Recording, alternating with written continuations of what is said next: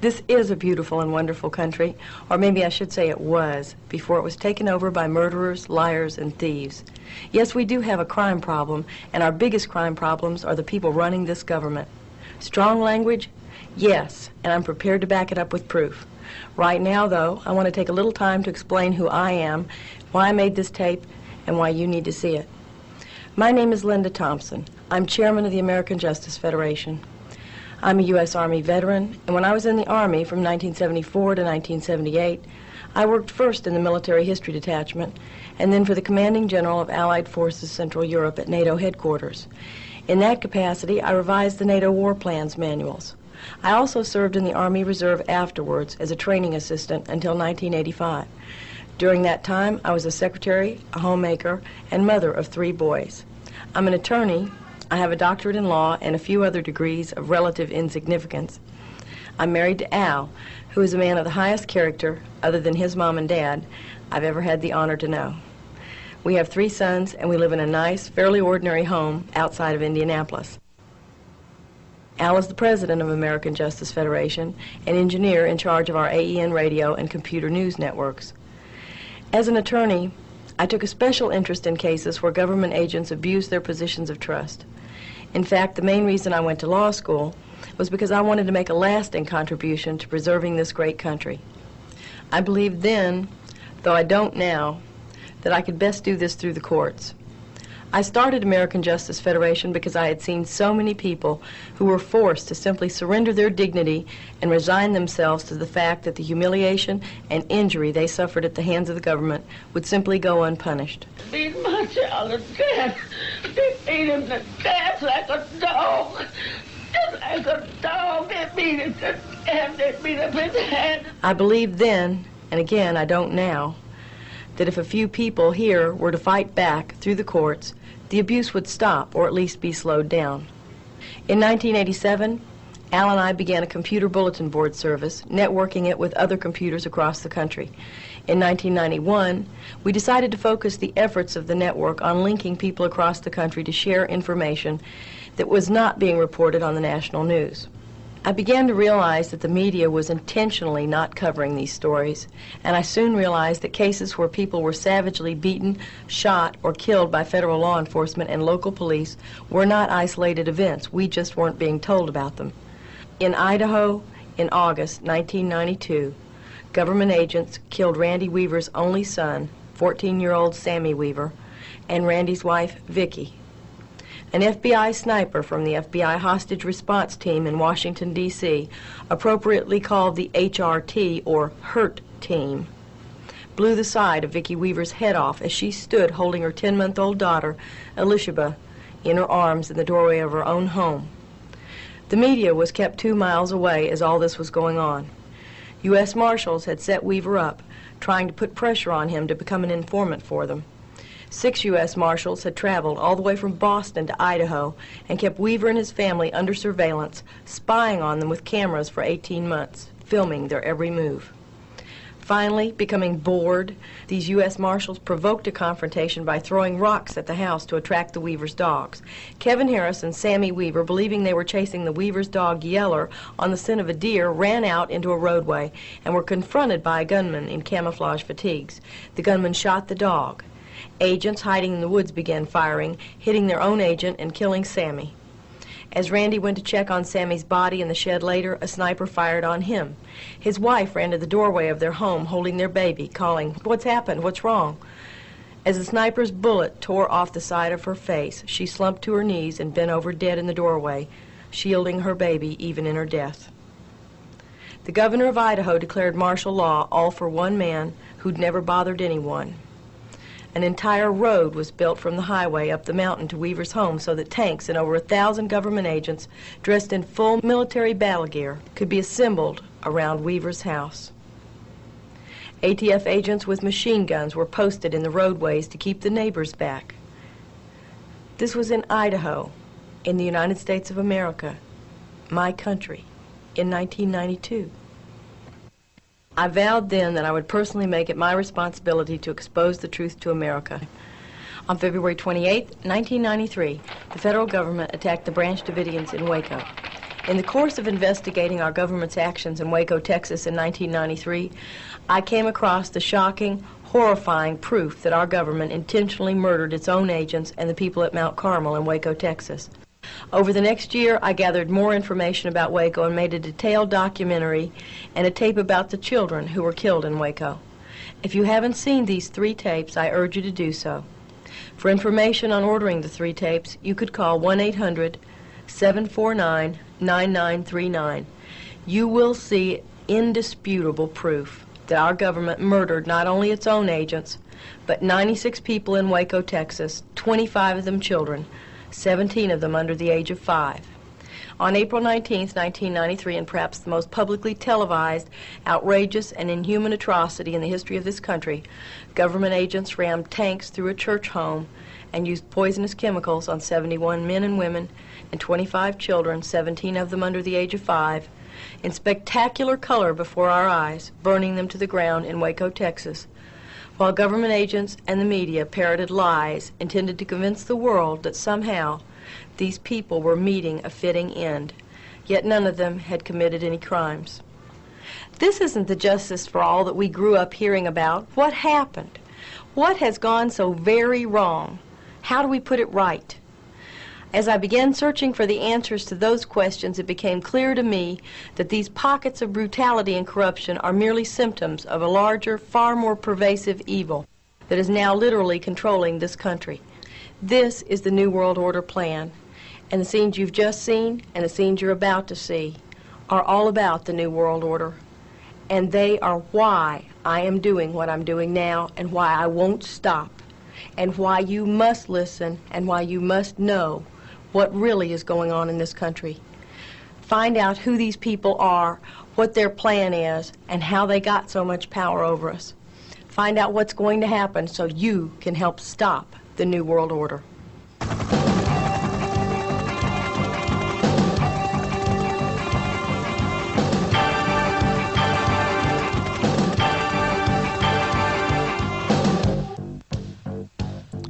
Do black, unmarked helicopters exist?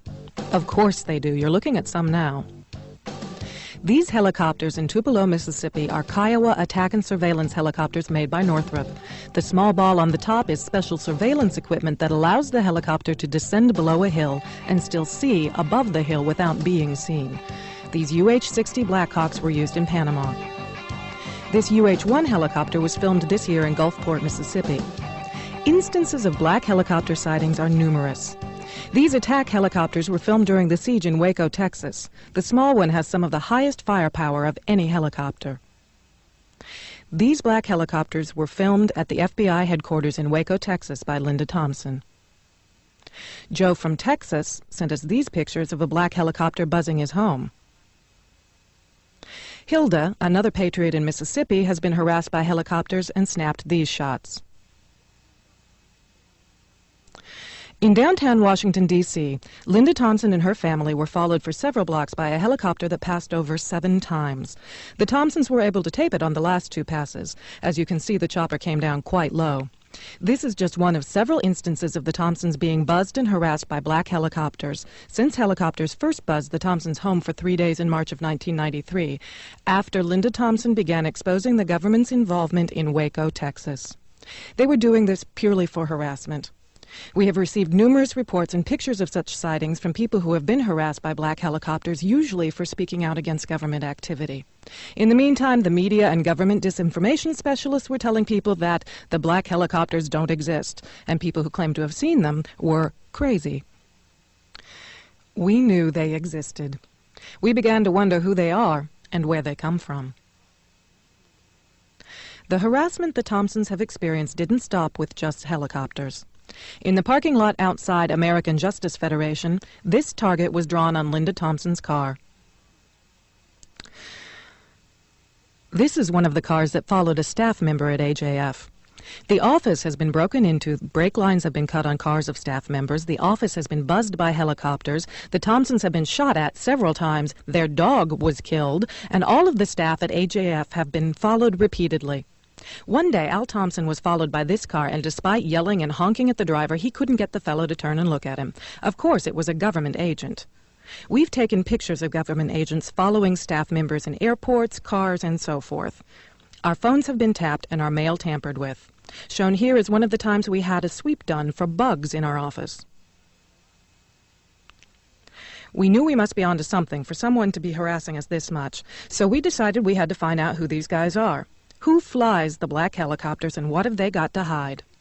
We found several black helicopters parked near our offices at the Indiana National Guard Armory in Shelbyville, Indiana. Sometimes there would be black helicopters there, and sometimes not. We called the Indiana National Guard to ask about the black helicopters, but all they would tell us is that they were a unit from Kentucky. We found that when the black helicopters were there, they would park them in the back and disguise them among some dark green ones. It's very difficult to tell the black ones from the dark green ones, especially in the air. You can see the differences here. Here's a green one shown in the background with a black one in the front. Now here's a small black one in the front and a dark green one in the back. We clearly were having no problem finding these helicopters in the air and on the ground. Newspaper clippings we were receiving indicated that black helicopter sightings were widespread. In August of 1993, a team of them flying low buzzed downtown Atlanta, but they weren't identified.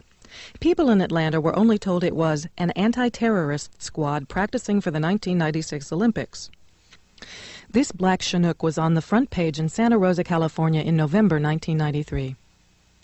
These pictures are typical of the types of pictures we receive from people all over the country, many of whom found black helicopters in remote locations, usually in large metal warehouse buildings, like this one.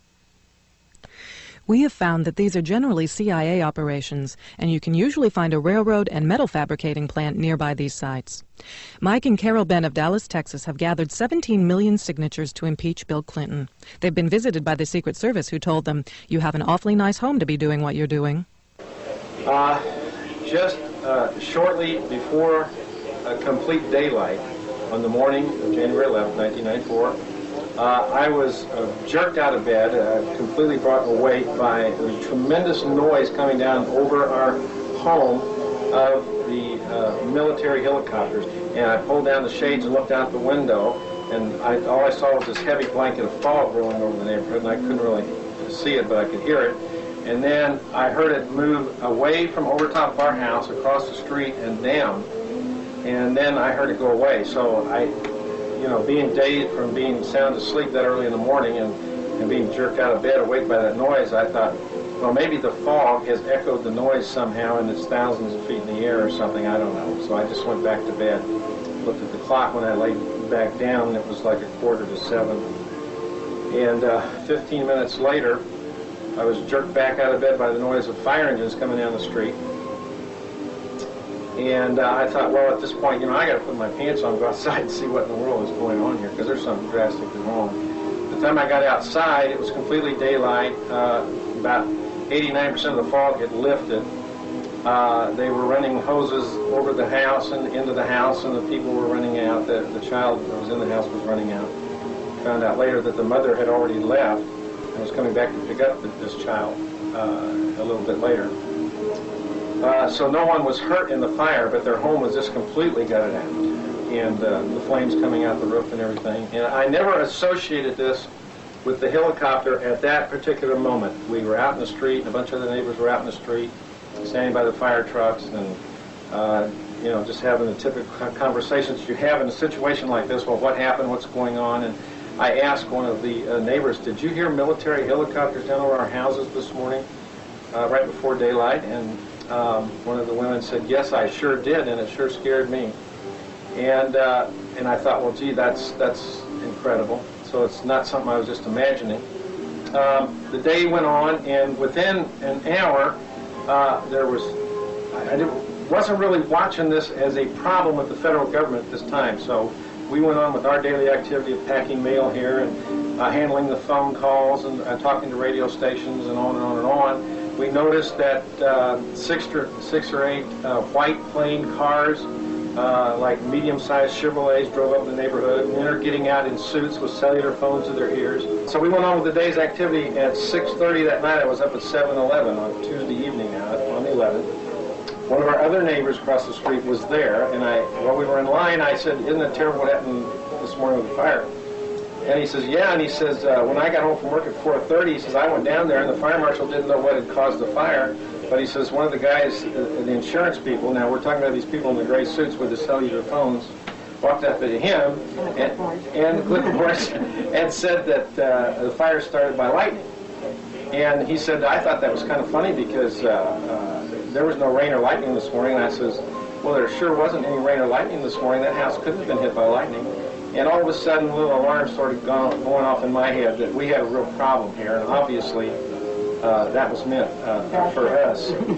And so we're totally alarmed by this time. We know that there is a real problem. We know that that military helicopter, from looking at the roof now, because they got the fire out right away and one end of the house.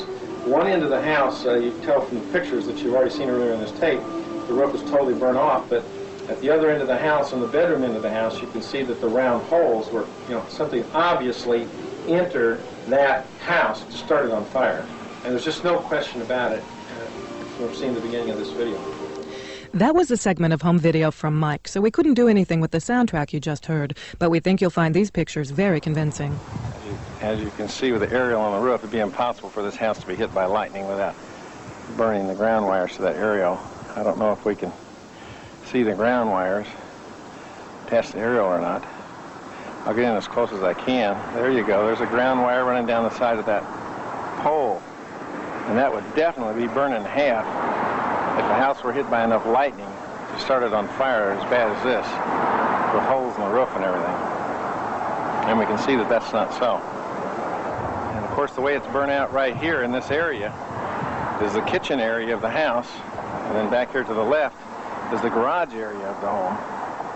And right in that area to the right of the garage door there, back into the garage, is the utility room, and that's why they have changed it from the house was hit by lightning, because they forgot to take the aerial down, that they're saying that the fire was started by the hot water heater. This is the room where the water heater was located. There is no damage whatsoever to any of the walls or the inside studs. There's no scorching of any of the floors or walls. Even the roof has no damage from the water heater. No damage to the roof could have come from this room. Going to the outside rooms, there's very little damage to those rooms as well. The fire in this house could not have started with the water heater. So Mike checked the electrical system to see if the fire could have been started by an electrical fire, or a lightning strike, as the inspector originally claimed. If this had been an electrical or lightning fire, we would expect to see damage to the electrical boxes. Yet there is none. In fact, there is no damage to any of the interior walls, as there would have been with an electrical fire.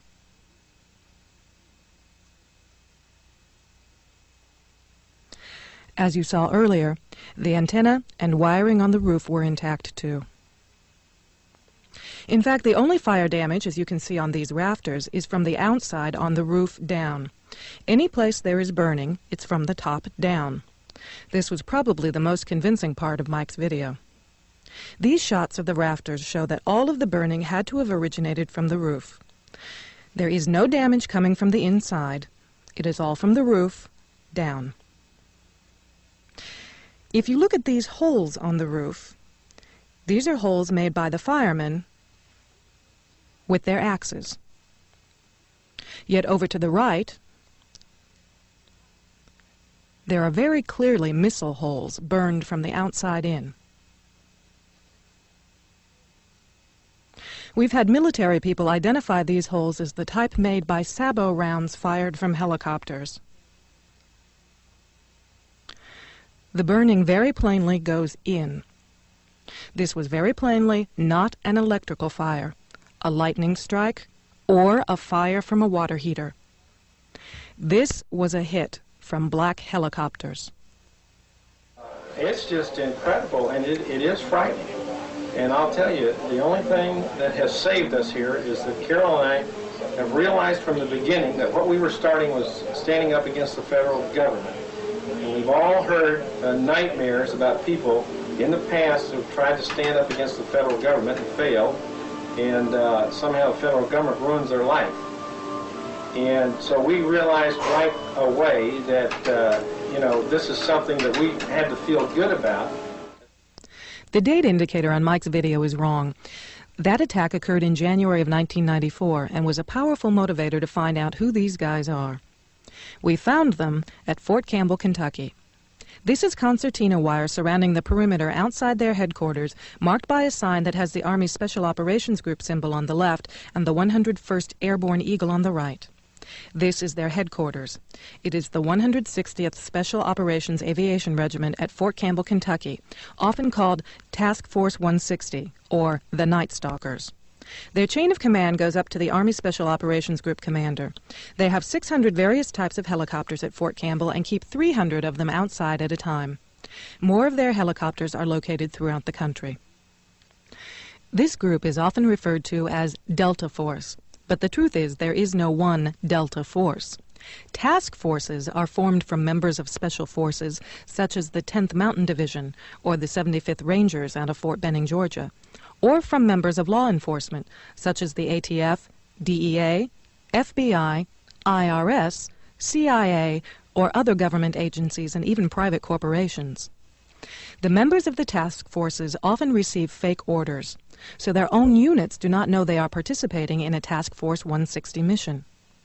Task Force 160 members are special operations group leaders in these task forces, and the helicopters are flown by pilots from the 160th. The 160th practices urban combat or domestic support operations that consist of dropping members of these task forces into cities. As the parachutists are dropped into the city, the helicopters provide a diversion by firing down on civilian targets. The members of these task forces are given special training along with fake identification. They are dropped into a city where they get jobs, map the city, population centers, police and fire departments, then later they conduct a mock takeover of the city. These camouflaged C-5A cargo planes were at Fort Campbell. 3 stories tall, they can move large numbers of troops and equipment and are usually seen wherever the black helicopters are sent for an operation. In Waco, at the same building where FBI headquarters was located and where black helicopters were parked during the Waco siege, Chrysler Technologies paints these very same C-5As. Some are painted a camouflage color, some plain gray, some with a red, green, and gray color scheme, similar to the Arizona National Guard, and some with the red and green FEMA colors. There's obviously a connection between private defense contractors, federal law enforcement, and military special operations groups, which was well established during the siege in Waco and becomes more clear as we see how these groups play a role in the New World Order. In this 1993 Army Field Manual 100-20, Special Operations Forces are particularly well suited to domestic support missions. Domestic means they are to be used on us here in the United States. They are under the U.S. Special Operations and Special Operations Integration Command. They also have a Civil Affairs sister unit at Fort Bragg, North Carolina. Civil Affairs units are propaganda units. Waco was one such domestic support operation involving local and federal law enforcement and military, as shown in the ATF final report. On pages 73 and 78, you can see that the raid was planned by Special Forces from Fort Bragg. The main ATF planner, Bill Buford, was former Special Forces. The raid on Waco was conducted as a military assault, and in our Waco tapes you will plainly see that military Special Forces were in Waco the day Mount Carmel was burned down. Last, the 2 evaluators, Rod Pascal and Wayne Ishimoto, were both retired Delta Force commanders. Remember, Delta Force is another name for Task Force 160. Here we see another example of training for a domestic support operation, as a military unit on maneuvers at Fort Polk, Louisiana, is trained in house-to-house search and seizures and forcible entry as reported in Soldiers magazine. Fort Polk, Louisiana is now a joint UN training center, and even the U.S. Marshal Service in Pineville is training marshals to be employed all over the world. This is the look of our future law enforcement, as UN troops from all countries practice house-to-house searches and seizures on us. Sound paranoid? Take a look at this National Institute of Justice bulletin that speaks of a multi-jurisdictional task force unit and blatantly brags that asset seizures ensures the financial viability of these task forces. Examine newspaper articles and you'll see plenty of proof of these multi-jurisdictional task forces breaking into homes without warrants as they did in Puerto Rico last year, all supposedly in the name of the war on drugs. These multi-jurisdictional task forces comprised of state and federal law enforcement and military units rousted 500 people from their homes and only made 5 arrests. In 1993, government housing projects in New York, Chicago, and Boston were also subjected to these same types of warrantless searches and seizures. If a gun was found in the home, the adults were arrested and their children were put into foster homes. Whether these raids are legal or not doesn't matter when people risk losing their children if they open their mouths. At the February 18, 1994 crime briefing, Janet Reno, Lloyd Benson, Henry Cisneros, and Al Gore announced that these raids had been tests, and these warrantless raids were going to be conducted across America. Of course, our media propaganda machine will do its part. You may remember our returning hero from peacekeeping in Somalia. That is Durant holding the maroon beret, the distinctive maroon beret of the Night Stalkers. That is his airborne unit, the elite airborne unit. Durant, with his maroon beret, was from the Night Stalkers in Fort Campbell, Kentucky, Task Force 160th, the 160th Special Operations Aviation Regiment, the guys who flew the black helicopters. In this home video from Somalia, you can see what the media didn't tell you. The day before Durant was shot down, he had been a pilot of the helicopters that, as usual, created its diversion by firing down into the crowd of unarmed civilians below. Notice the cannons at the front of the helicopters firing down into the crowd below. We don't have to wonder very long why these peacekeepers, these supposed heroes, were shot down in this domestic peacekeeping operation. Special operations groups are the key to all these operations. Conventional ground forces are not used, at least at first. The black helicopters are sent in along with the black cargo planes. They drop in their parachutists and then create a diversion by firing down on the city below. Our hand-picked media would have you believe that Panama was nothing but a third-world, minor conflict with few casualties. The truth was revealed in the award-winning documentary, Panama Deception. As you can see, the devastation in Panama from their diversion was complete. Is it far-fetched to imagine that these UN peacekeeping forces would be used against American citizens? The 502nd, another unit from Fort Campbell, Kentucky, is shown here arriving as peacekeepers in Somalia wearing their UN blue berets and UN insignia. Shortly thereafter, this same unit, the 502nd, was in Arkansas practicing house-to-house searches and seizures in a joint UN training mission called Agile Provider in the spring of 1994. Agile Provider involved 44,000 UN troops, including troops from France and the Netherlands, training in the states of Georgia, North and South Carolina, Arkansas, and Tennessee. Yes, UN troops have been trained in this country in the past, but not in brigade strengths and not in domestic support house-to-house searches and seizures. Many of our congressmen deny that UN troops are being trained in this country at all, but as you can see in these clips from Fort Chaffee, Arkansas, Germans were training here last spring. Das ist die Baracke 1660, die da. Vom zweiten Zug, der Hitzschall, UN training has become so widespread that many of the newspapers around the country have had at least one such story. In Washington state, Gurkha mercenaries have trained for 3 years in a row. Gurkha mercenaries are from Nepal, which is a primitive country. Yet Gurkhas have a world-class reputation as a highly skilled, well-disciplined assassin team. Their country is densely populated. Their religions are primarily Eastern, either a form of Buddhism or Hinduism.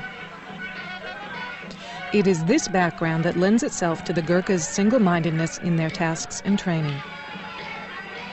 Coming from Nepal, the Gurkhas are not accustomed to any modern conveniences, not even the basics of running water. For them, what we would consider to be deprivation is a way of life. Gurkha mercenaries are homegrown, farm boy assassins. It is an honor for them to die in combat for their country or for their religious beliefs. Nepal is not a theocracy, yet every aspect of the people's lives centers around their religious beliefs. Throughout the country, statues are erected to various gods and goddesses of these religious beliefs.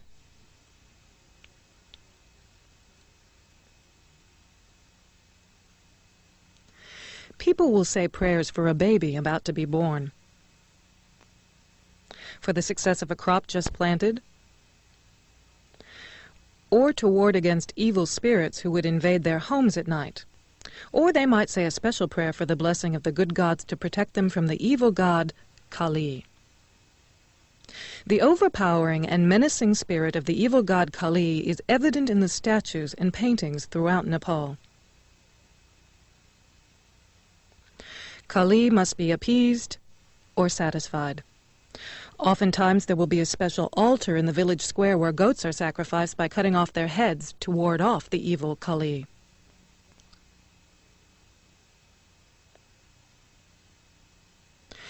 The background of these peasant Nepalese Gurkha mercenaries would be of little concern if they were not conducting joint training with our military in our country. More disturbing is a provision in House Bill 3355, the 1994 Crime Bill, Section 5108, which says that not later than 6 months after the date of enactment of the bill, the Attorney General, along with the heads of the FBI, DEA, Immigration and Customs, are supposed to report on the success of the efforts to hire Royal Hong Kong police officers into federal law enforcement positions. What does this have to do with the Gurkhas? In an article in UPI on February 6, 1994, 7 Gurkha soldiers were awarded Britain's Victoria Cross for service during World War II. This article mentioned that these Gurkhas are currently serving with the British Army in Hong Kong, in other words, the Royal Hong Kong Police.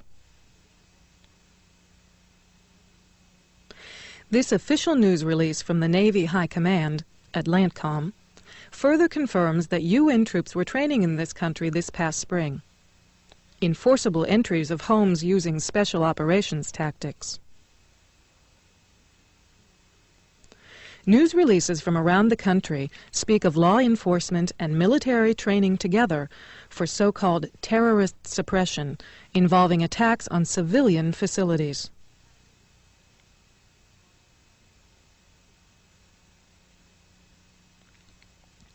Did you know that 49 of our most famous landmarks have been given to the United Nations as supposed biospheres? Yet many of these supposed biospheres are located outside military facilities and are used for covert UN military special operations training areas. On the border between the U.S. and Canada, we see the UN flag flying between the U.S. and Canadian flags. Throughout cities in America, UN flags are popping up outside government buildings.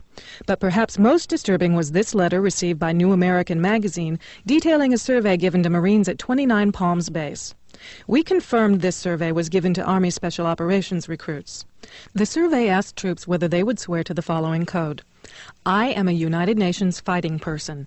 I serve in the forces which maintain world peace and every nation's way of life.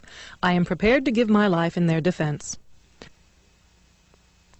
This survey also asked if these U.S. military men would fire upon U.S. citizens who refuse or resist confiscation of firearms banned by the U.S. government.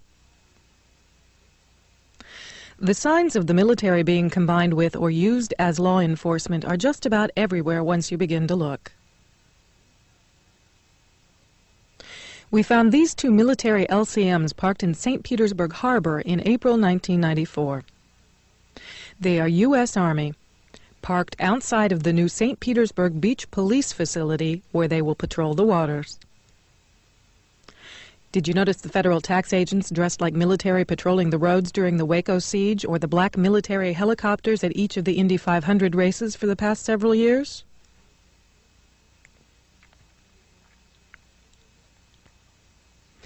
In June this year, a hostage situation at Denny's in Indianapolis brought out the Indianapolis SWAT team dressed in full military battle fatigues carrying machine guns.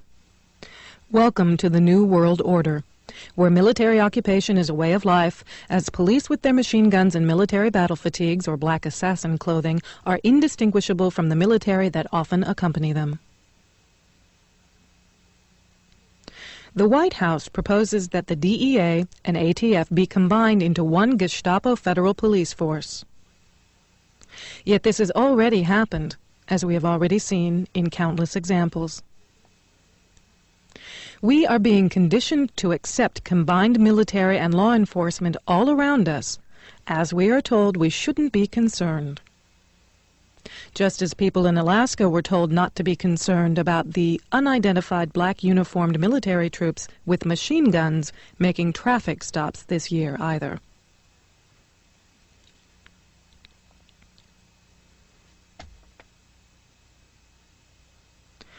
L.A. Police Chief Willie Williams and 2 others, all directly involved in the cover-up of the firebombing of MOVE headquarters in Philadelphia in the 1980s, were supposed independent investigators in Waco, and not surprisingly recommended that federal law enforcement should receive their training from Special Forces military.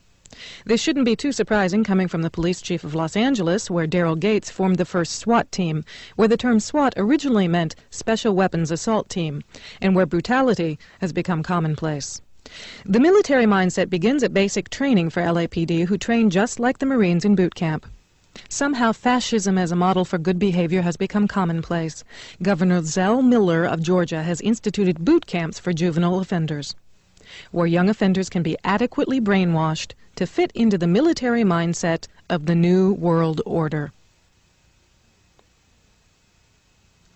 Texas has decided to try the boot camp idea for its young offenders as well. They will endure hours of physical training and learn the defenses of nuclear, biological, and chemical warfare. Courses will include Air Force history, national security, the rules of combat, and how to salute. Are these young offenders the new cannon fodder for the New World Order? In Indiana, we found this minimum security state prison located in the middle of a U.S. Army Reserve training base, Camp Atterbury, just south of Indianapolis. These black vans at the prison drew our attention because people in Alaska had told us about dark vans driven by unidentified men in dark black uniforms, carrying machine guns, stopping people on the highways. We also found these Indiana Department of Corrections employees dressed in black uniforms who drove one of the dark vans.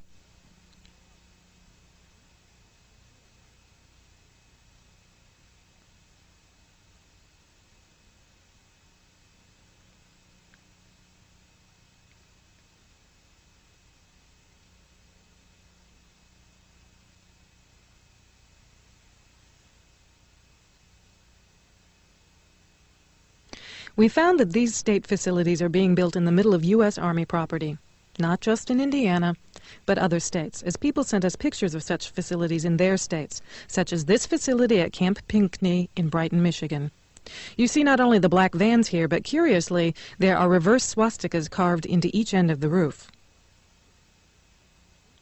We also began to receive information about the Federal Emergency Management Agency known as FEMA, such as these pictures of a FEMA facility in Texas.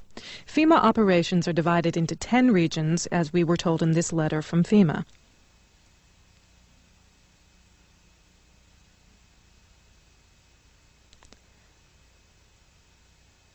The American public has been led to believe that FEMA is for disaster relief operations. Yet if we look at military manuals such as FM 4130, the U.S. Army Civil Affairs and Operations Manual, you'll find the details about who FEMA really is. The government doesn't want this information out because, as you can see, the manual says to destroy it by any means that will prevent its dissemination. The manual says that FEMA is the executive agency that serves as the point of contact for the USG for emergency management within the United States. Under Executive Order 12148 of July 20th, 1979, the President transferred all functions from the Civil Defense, Civil Preparedness agencies under the Department of Defense to FEMA.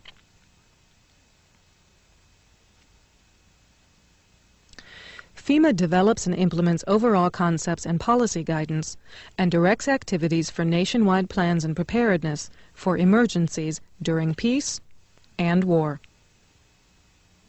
It also develops plans, systems, and capabilities for protection of the U.S. populace, government, and industry, and for stabilization of the economy in time of emergency. Again, we see from this military manual that FEMA is divided into 10 regions and is the command and control agency for all emergency planning. None of this sounds too sinister until you begin to find out what FEMA has done with 96% of their budget. FEMA has built prisons around the country, and they've also built underground facilities. It actually turns out that they are the key agency to implement a plan known as Operation Garden Plot, the plan to put American citizens in prison camps.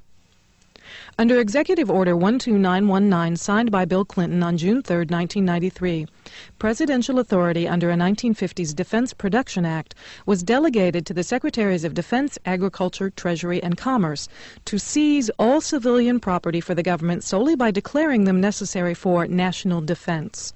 It also gave the Director of FEMA the authority to implement FEMA plans during a national emergency. Most people don't realize that this country has been in a declared state of emergency since the Federal Emergency Act was enacted in 1933, which was the beginning of FEMA, and also gave presidents the authority to issue executive orders. Each president since then has issued an executive order declaring a state of national emergency. Bill Clinton has issued 3 such orders since he took office. Shown here is a FEMA facility in Denton, Texas, where you can see mile after mile of FEMA command and control trailers. These trailers are self-sustaining and contain electrical generators and communications equipment that can be moved out anywhere in the country to start a FEMA operations center.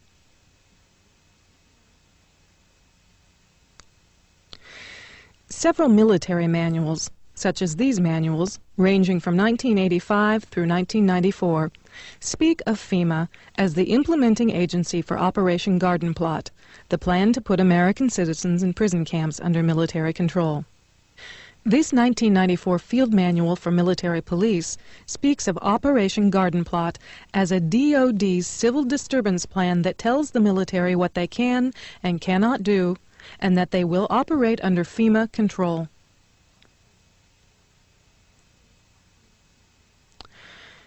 This is a FEMA facility in Denton, Texas, with Region 6 plainly noted on its sign from the FEMA regional map. Notice that this agency that is supposedly to protect us is highly guarded with electronically controlled fencing, topped by barbed wire, guarded by speakers and cameras. There are numerous sophisticated satellite, microwave, and radio towers inside the fencing. Much of this can be said to be needed in the case of a national disaster or emergency, but one recent communications development of interest is that all federal and state police agencies have gone to the same radio frequencies, so that we do now have a nationwide communication system among all the police agencies and FEMA. This particular FEMA facility can hold about 500 people underground. One way to determine the size of the underground facility are the vents, such as these, sticking up out of the ground for ventilation to the underground areas. The FEMA plans to imprison American citizens have generated a lot of interest around the country in locating the potential prison camps throughout the country. These may be facilities currently being used as prisons, such as those you saw earlier, or prisons that are being built supposedly in the name of the war on drugs, or facilities that have other uses but which could be quickly used to detain large numbers of people, such as this Amtrak facility in Beech Grove, Indiana. We're standing now in the main parking lot, which doesn't look too sinister. At this level, it is a very large parking lot, fenced on all sides by fence topped by barbed wire. It also has these electronically operated turnstiles.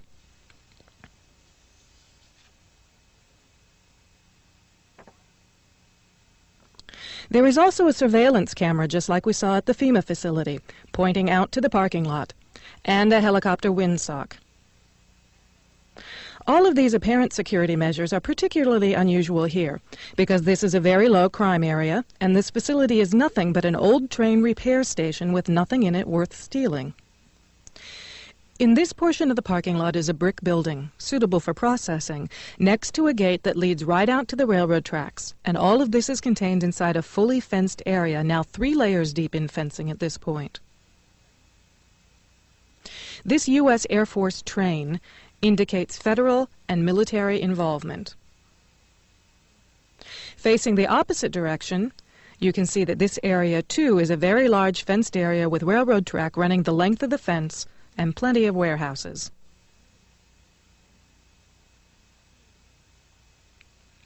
This facility was supposed to have closed in June of 1993, yet instead several $1 million in federal funds have been spent on supposed renovations over the past 2 years. Helicopter windsocks and markers are evident throughout the property. This small building is the only way into a particular fenced area. Inside this building, we see more of the motion-activated detectors, electronic turnstiles, and prison bars.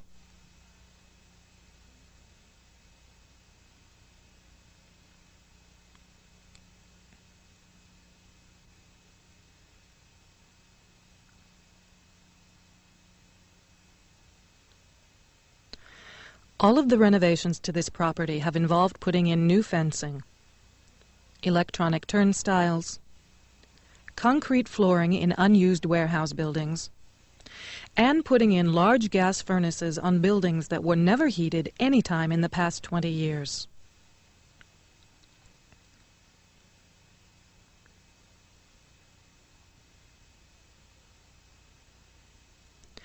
Outside this building is fencing and a cattle run section of fence, all topped by barbed wire, pointing inward, not to keep people out, but to keep people in. This was common throughout the facility, particularly the new fencing that had been erected.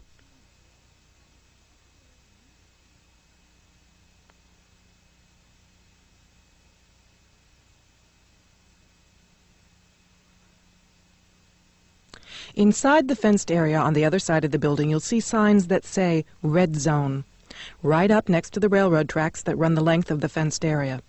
Next to the Red Zone sign, you can see closely numbered markers on the fences that are too closely spaced to be parking markers, just as if they plan to have people line up to board the trains.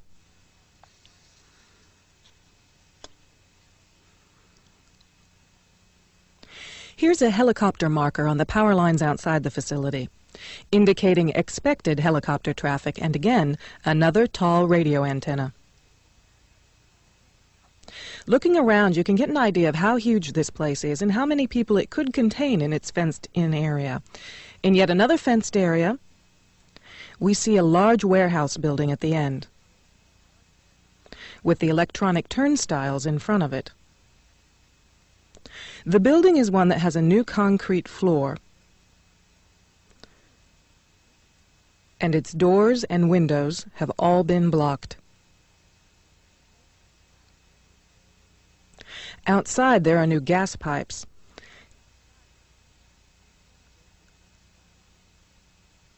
Even as we were filming, a black helicopter flew over us, observing what we were doing, which has happened many times when we have been at the facility.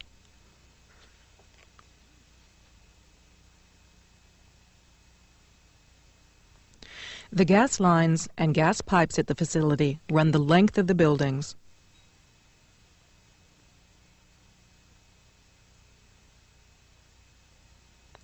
And come out at some very, very large, brand new furnaces that have been installed at the buildings throughout the facility.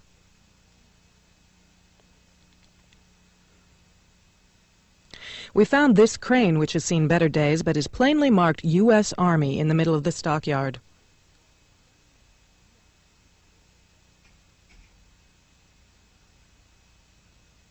We found other fully working military trucks and equipment here at other times. Inside the facility, we found large fenced-in areas next to the railroad tracks marked Green Zone and Blue Zone, suitable for holding a lot of people.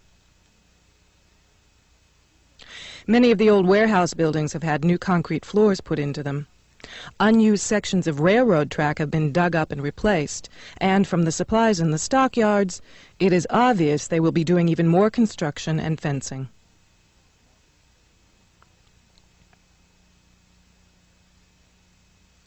Senator Lugar of Indiana recently obtained more federal funding to renovate this facility, which is supposedly only for the repair of broken trains and where most of the buildings on the property haven't been used for years.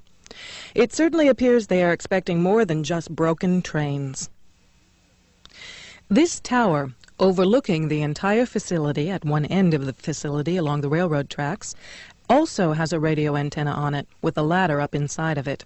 It would make an excellent watchtower.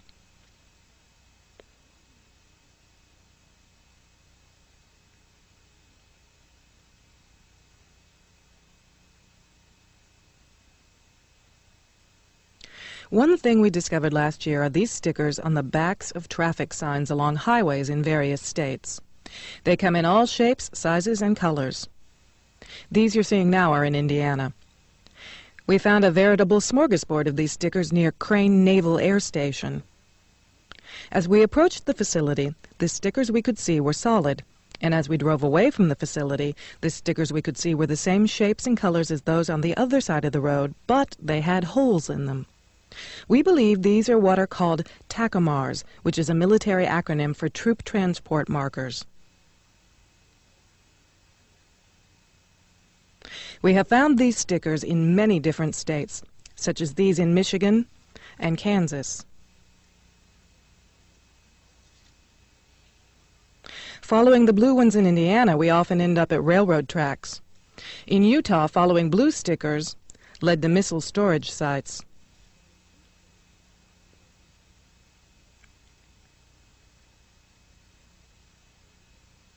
Some stickers are put up by state agencies to mark the date that a sign is installed.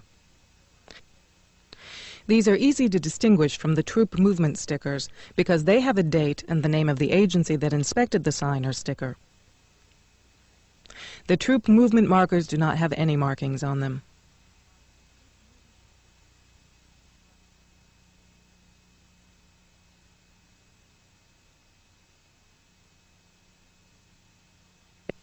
The troop movement stickers are solid colors that would allow UN troops to follow a color-coded pattern to a specific area or to operate in a specific color-coded boundary.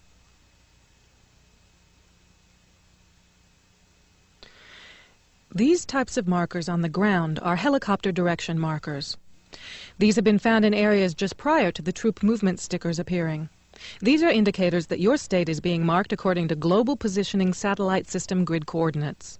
Bridge markers will contain elevation and positioning information, which makes it very simple to trap an entire population by blowing out bridges using these coordinates.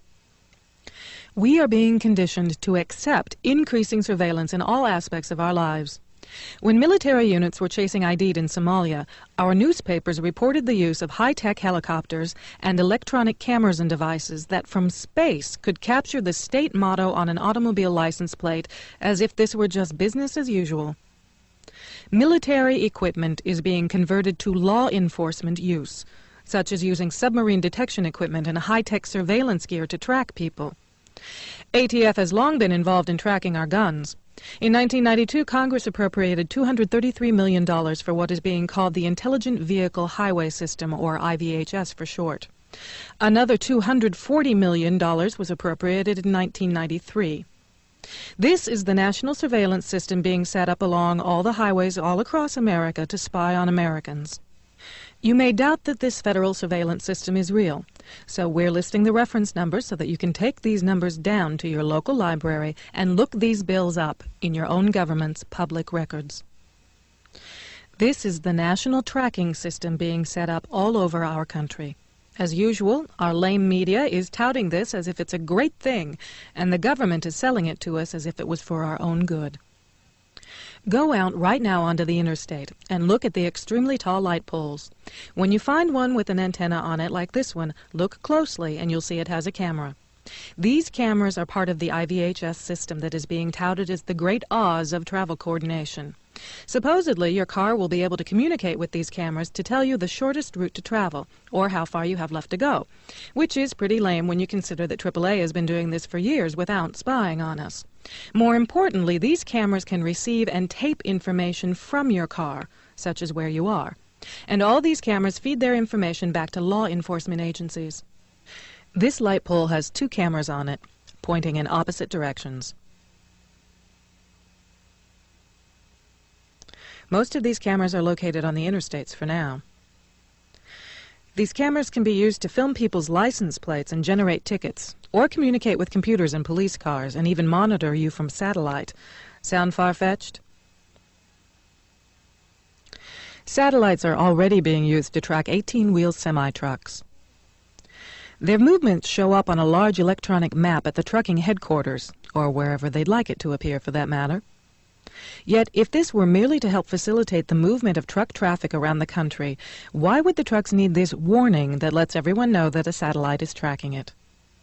This satellite tracking technology works by reflecting information from the receiving end on the truck to the scanner in the satellite. The satellite sends out a light source, and the information on the truck is reflected back to the satellite much the same way as the scanners in your local supermarket scans a barcode on your groceries. The technology isn't limited to barcodes because we have a circuitry that is so small it can contain hundreds of pages of information in a transponder that is so small it can be injected through a hypodermic needle. Humane societies have begun using these transponders to mark animals. A scanner can scan the transponder, and whatever information is on the scanner will show up on the scanner. The media is touting these InfoPet transponders as painless and harmless, and, of course, it's a wonderful way to locate our lost pets. The truth? On July 29, 1994, a UPI article quoted ASPCA Senior Vice President Stephen Zawistowski as saying, "These chips allow us to find the people. We can prosecute them for cruelty. One of our great interests in the chip is for law enforcement purposes." Sematech makes a transponder that is 1/200th the size of a human hair. Will the national ID card requested by President Clinton actually be an implantable transponder? Sandia, a large defense electronics weapons contractor, has teamed up with Sematech. Think of the applications here. Wonder where all this spying and tracking information may go? Let's examine FinCEN, the Financial Crimes Enforcement Network, a 92-computer databank in Vienna, Virginia, that contains information about everyone in the country, from your property records, health records, tax records, criminal history, all at the fingertips of law enforcement. Did you know our money contains a cellulose strip with silver lettering on it? Can our money be scanned from a distance? Can police tell how much you have? The plan to redesign the dollar mentions cosmetic changes, but Senate Bill 2158 creates a dual-standard international and national dollar which would cause hyperinflation, bankrupting the trucking industry, as imported gas prices skyrocket, leaving us with a 7-day food supply. How long will it be before everyone has to take a national ID and stand in a federal bread line? The Organized Crime and Drug Enforcement Task Force, OCDEF, is the coordinating agency that pulls all state and federal agencies together into multi-jurisdictional task forces, referred to in Public Law 100-690. The National Federal Police Force already exists. OCDEF can pull assets from any federal agency, including active-duty military, to use in law enforcement projects. They are flown in black helicopters with pilots from the 160th Special Operations Aviation Regiment, identified in this Time Life book series as the Night Stalkers, whose motto is "Death Waits in the Dark." The funding for these task forces is funneled through OCDEF and is untraceable to any given agency. These multi-jurisdictional task forces can be made up of DEA, ATF, FBI, IRS, Customs, and even UN troops. These small task forces are equipped with high-tech weaponry called non-lethal weapons to make it more efficient for a small group of men to attack a large group of people. One such weapon is an EMP weapon, an electromagnetic pulse weapon that imitates the blast from an automatic weapon and effectively disables the electronic circuitry. 4 EMP towers capable of regional destruction can be found in the Combined Federal Register, Volume 59, Number 10, from Friday, January 14, 1994. Small EMP devices called auto-arresters are implantable in roads to stop individual cars and available as weapons. Other non-lethal weapons have been perfected as well. 2 Russian psychologists have been brought in from Moscow to demonstrate a technique for analyzing the human mind and then influencing it. The concept is that with an understanding of an individual's mind, key words transmitted in music or white noise will force that person to obey. The FBI examined the system to use against David Koresh at Waco in Texas.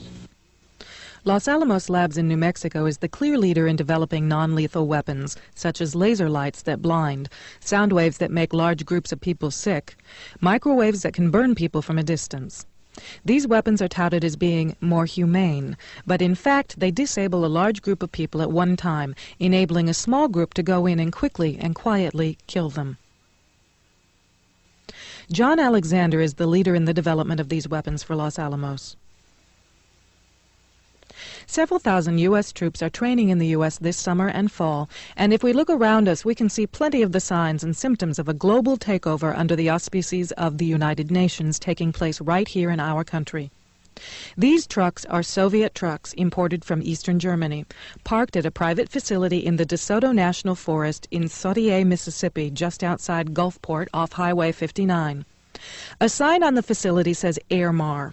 Airmar is privately owned, but the signs on fences around the facility say this is a U.S. Customs facility.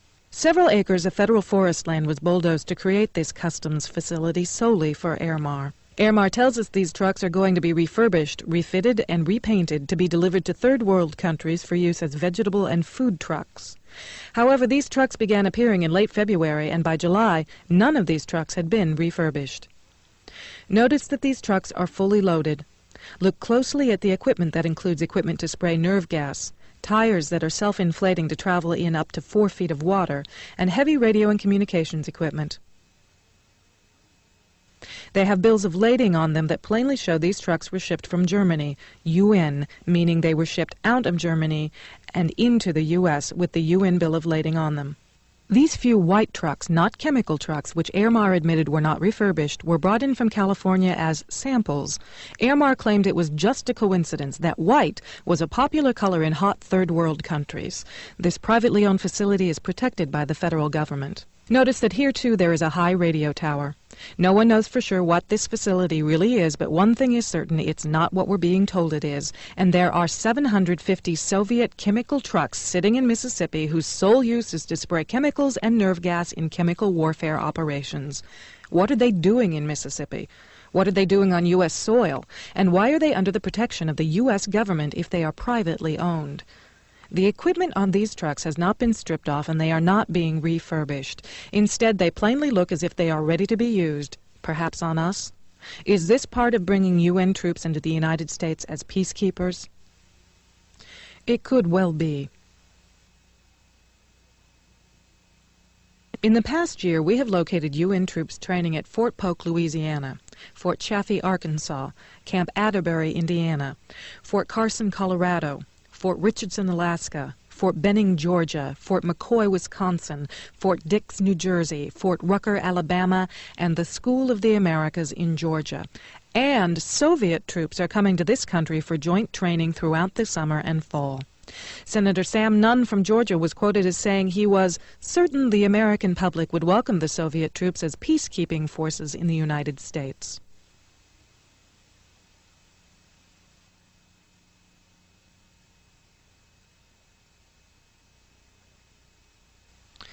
Not only have these Soviet trucks been found in Mississippi, people recently photographed these two clearly marked Soviet vehicles in Texas. This wall, recently built at a National Guard facility in Gulfport, Biloxi, Mississippi Airport, is being made to encompass the entire facility and has gun turret holes throughout, though the wall is claimed to be a sound barrier. As you travel along Highway 59 from Gulfport, near a NASA facility, you'll be stopped along this state highway by an armed federal guard who will give you a pass marked NASA and no firearms, no cameras, no stopping, and don't get out of your car. At the Gulfport Biloxi Regional Airport, there are also several unusual planes and black helicopters next to a National Guard facility. This is the same facility that has the so-called sound barrier wall.